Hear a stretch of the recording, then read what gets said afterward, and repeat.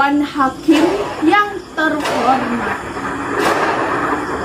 Dewan Hakim yang terhormat. Dewan Hakim yang terhormat. Izinkan saya merawat ucapan jaksa. Nama saya Sumara. Menjadi budak, buruh dan babu sudah menjadi pilihan saya. Bertahun-tahun saya menjilati kaki orang, merangkak dan hidup di bawah kaki orang. Bertahun-tahun saya tutup mulut saya lipat lidah saya agar saya tidak bicara.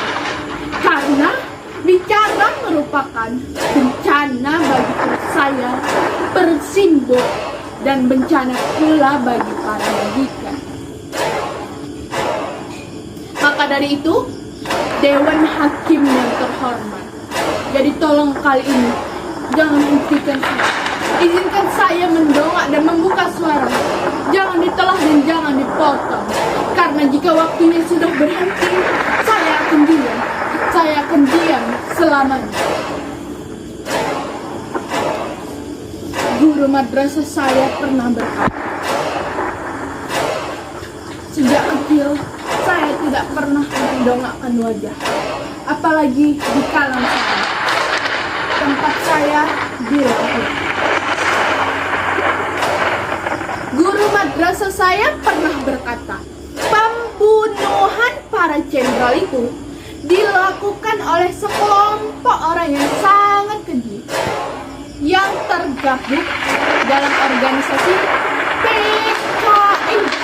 PKI itu benar-benar biadab.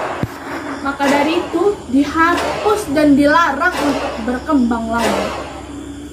Semua anggota PKI dihukum. Si Sumara itu kan anaknya Pak PKI. Iyo. Bapaknya si Sumara itu dulu pernah keciduk sama PKI. Makanya jangan dekat-dekat sama si Sumara. Kena ciduk, mudian. Kata siapa bapak saya? Kata siapa Suliman PKI? Bapak saya bukanlah PKI. Bapak saya bukan PKI.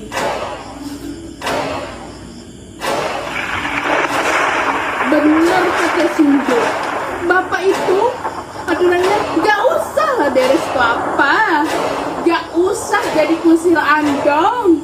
Gak usah antar gula ke Danuarso. Lihat akibatnya.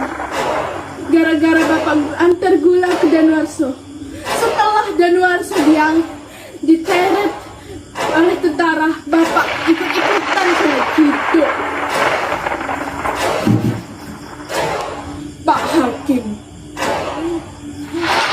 jika iya memang bapak saya bersalah, apa lantas iya saya, Simbah dan Simbo harus menanggung dosa itu?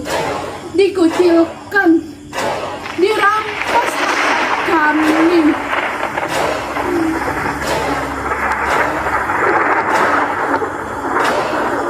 Suatu hari saya bekerja di juragan beras.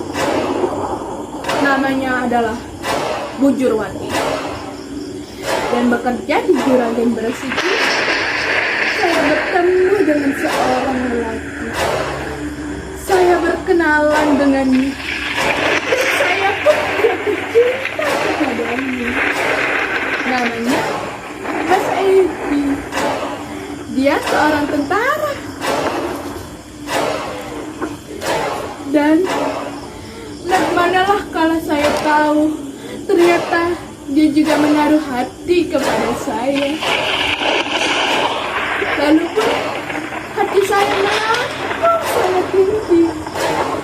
Saya sangat mencintai Mas Edi. Namun setelah Mas Edi mengetahui latar belakang saya, Mas Edi Edi pun menjauh dari saya. Saya kembali terpuruk dan jatuh ke dalam jurang yang tinggi. Saya tidak ingin putus hubungan dengan Mas Edi. Saya tidak ingin dia menjadi menikah dengan Mas Edi. Mas Edi mundur perlahan setelah mengetahui saya adalah bapak saya PKI. Kurang hukumnya menikahi seorang perempuan seperti saya. Saya ingin lari dari bayang bapak yang ingin mengusir saya. Karena saya sudah kehilangan Mas Edi.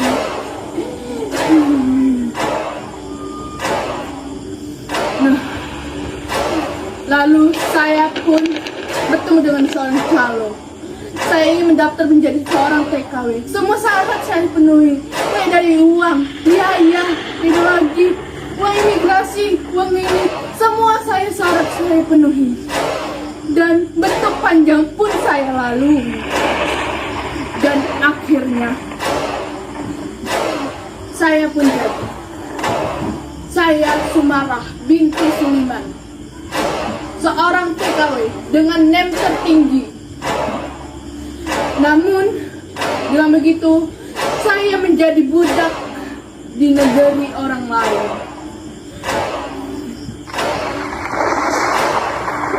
Mana kata Pak Kasiri?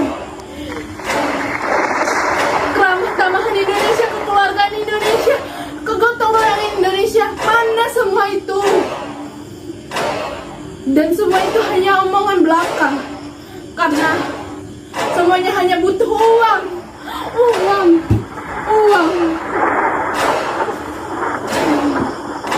Semuanya hanya butuh uang dan yang lain itu tidak ada.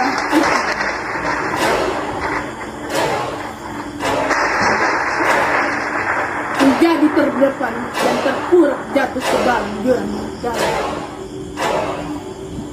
Dewan Hakim, Pak Hakim, mana jikalau saya pikir dengan saya menjadi seorang TKW, saya bisa bermutasa dari ulat menjadi sebuah kupu-kupu. Namun ternyata tidak. Sumarah tetap kandas. Sumarah tetap terpuruk. Saya tetap terpuruk walaupun sudah menjadi TKW dan sudah mendapatkan pendidikan yang tinggi.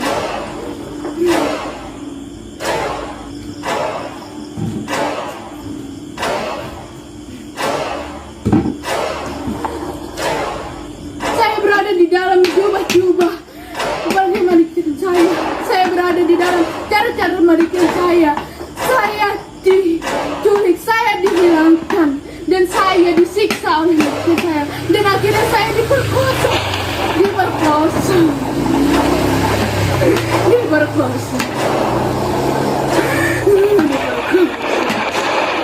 Dan pada akhirnya saya pun mengambil sebuah pisau dan saya uluskan, dan mata pisau itu saya tusuk ke dalam jantung hati. Pak Hakim, saya bunuh majikan itu. Saya bunuh.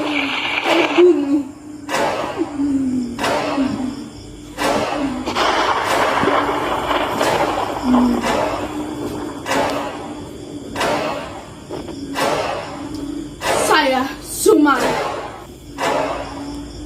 seorang budak yang telah oleh majikan. Pak Hakim, saya siap mati.